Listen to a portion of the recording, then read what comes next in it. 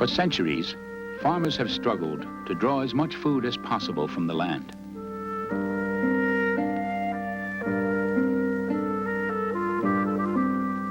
In arid regions of the world, the lack of water, more than any other factor, has limited the expansion of agriculture. But growing demands on the world's food supply have made it necessary to farm areas which, until now, have been uncultivated.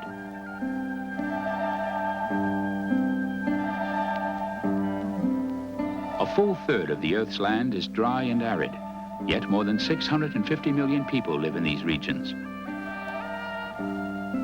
To increase the supply of water in desert lands, to make the desert bloom, simple, inexpensive techniques are being developed through the science called water harvesting. The global problems of spreading desert lands are clearly evident in the arid southwestern United States.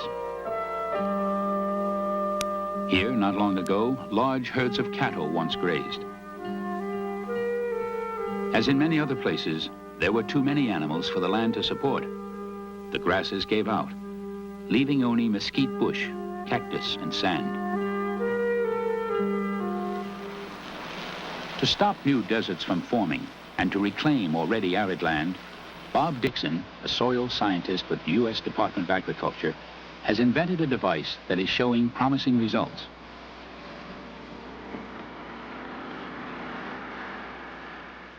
Designed for use on barren, brush-covered terrain, the land imprinter is simple and effective.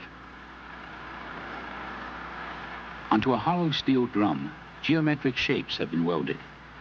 Half of the drum imprints grooves into the soil, while the other half forms V-shaped pits.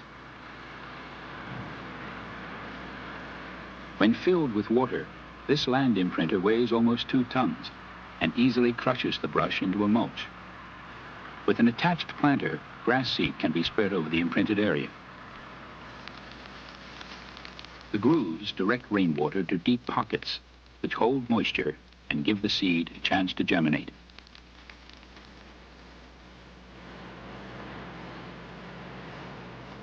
Just a year ago, only scrub brush and cactus grew here.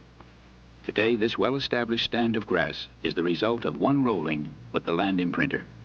No fertilizer or extra water was used. The land imprinter has applications in arid lands everywhere. Its construction is uncomplicated, inexpensive, and scaled-down models could be pulled behind oxen or mules.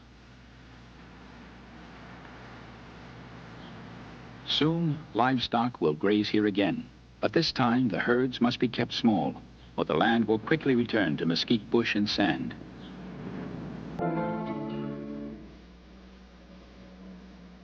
In the Sonora Desert of southern Arizona, the sparse and infrequent rainfall washes quickly over the crusted soil without benefit to the land.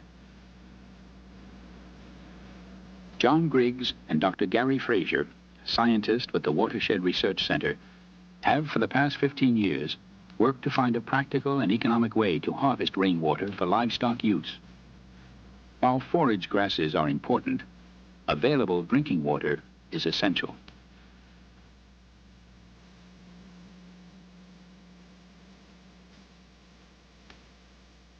In 1970, as one of their demonstration projects, 1,000 square meters of sloping desert ground were cleared of cactus and brush. A fiberglass matting was rolled directly onto the rough soil, then covered with asphalt and a protective aluminum paint. The fiberglass serves as a reinforcing fabric, and the asphalt provides waterproofing. Base material is pretty good, but the protective coating isn't working very well. It looks like it needs a new one on it. In the 10 years this catchment has been in place, very little maintenance has been necessary. Virtually all of the rain falling on this surface is harvested. From only 1 centimeter of rain, this catchment can produce over 8,000 liters of good drinking water.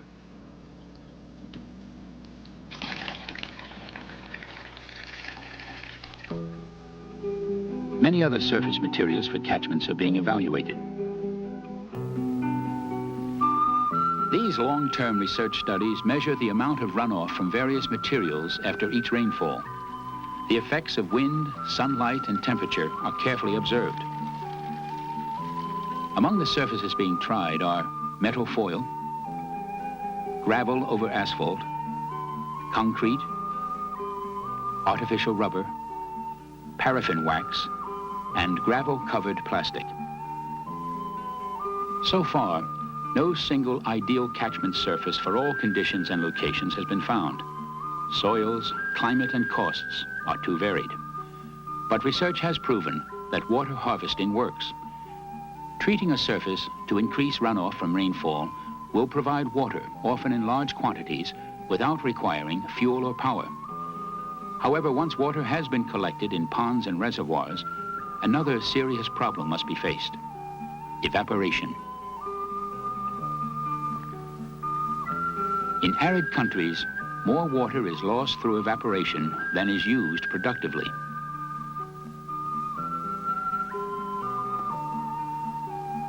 To stop the loss, hydrologists are testing various floating reservoir covers. Paraffin wax is inexpensive and forms a tight seal. Butyl rubber has proven effective, but is costly. Researchers have found that any materials which shield part of the exposed surface from the sun will help reduce the loss of stored water, even ping pong balls. Dr. Brent Clough of the University of Arizona has a simple concept to reduce evaporation. This is a water harvesting system feeding water into a compartmented reservoir. The reservoir has been divided up into compartments in order to reduce evaporation. Water is drawn first from the largest pond. As the level decreases, the remaining water is pumped into smaller compartments. The smaller surface areas reduce the evaporation loss. A low-cost, effective system for evaporation control. Arid lands can be successfully farmed with an age-old technique known as runoff agriculture.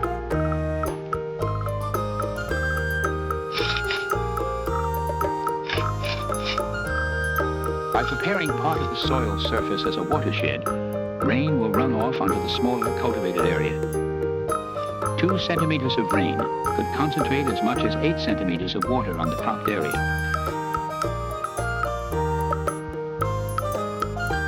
Apricot, peach, and plum trees have flourished in the Arizona desert under this system of water harvesting and runoff agriculture.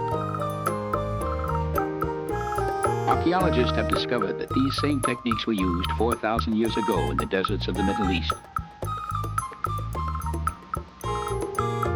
Here at the University of Arizona's experimental farm near Tucson, several varieties of grapes have been grown successfully for the past 10 years.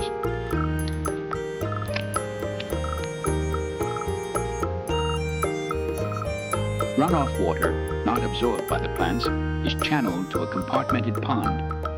A windmill provides energy to pump the water back onto the crops when needed.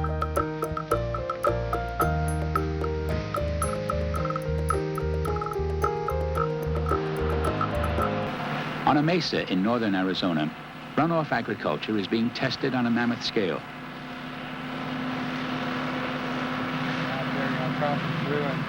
This demonstration project, a cooperative effort between the Navajo Indian Tribe, the University of Arizona, and the U.S. Bureau of Mines, will reclaim land which until recently was covered with waste from a nearby coal mine.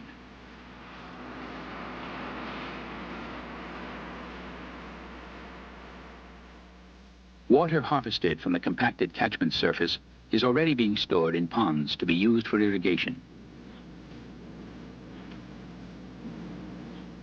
Plans call for several solar collectors to be floated on the ponds. Not only will these slow down evaporation, but the sun's energy, when mirrored onto the photovoltaic cells, will create electricity to keep the float aimed toward the sun and provide energy to irrigate the field and orchards. In another approach, for the past 8 years, Dr. Dwayne Fink of the U.S. Water Conservation Lab has been studying the effect of micro-catchment systems on a native desert bush, the jojoba.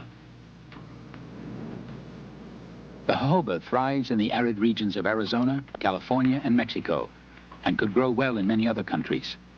A hardy plant It can survive in areas with extremely limited rainfall.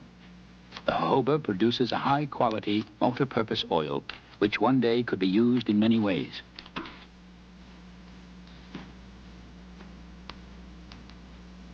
Dr. Fink has been experimenting with microcatchments covered with ordinary paraffin wax that channel rain to the base of the plant. A neutron soil probe records the moisture content at the root bottoms.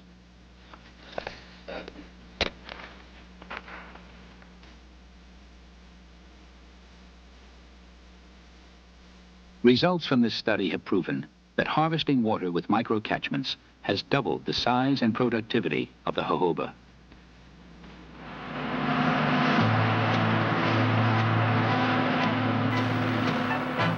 In southern Arizona, as well as in the Middle East and Australia, water management has a new innovative tool, laser leveling. This system enables farmers to level their fields with dramatic precision.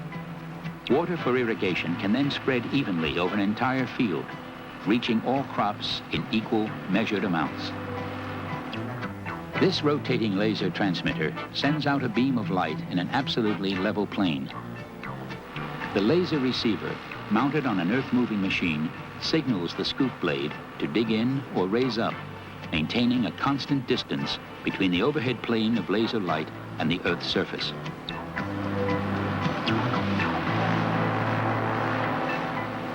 In 2 days, this field will be level, 75 hectares absolutely flat. With laser leveling, farmers in the Southwest are now using far less costly water to irrigate, and at the same time have substantially increased the productivity of their fields.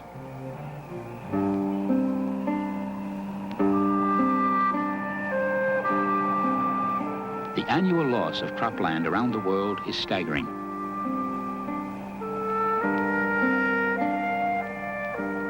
The deserts are expanding by 60,000 square kilometers every year.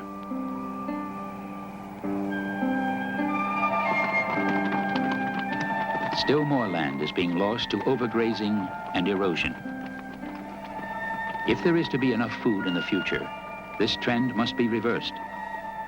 Using simple, appropriate technologies like water harvesting, much can be done to sustain and cultivate the arid lands of the world.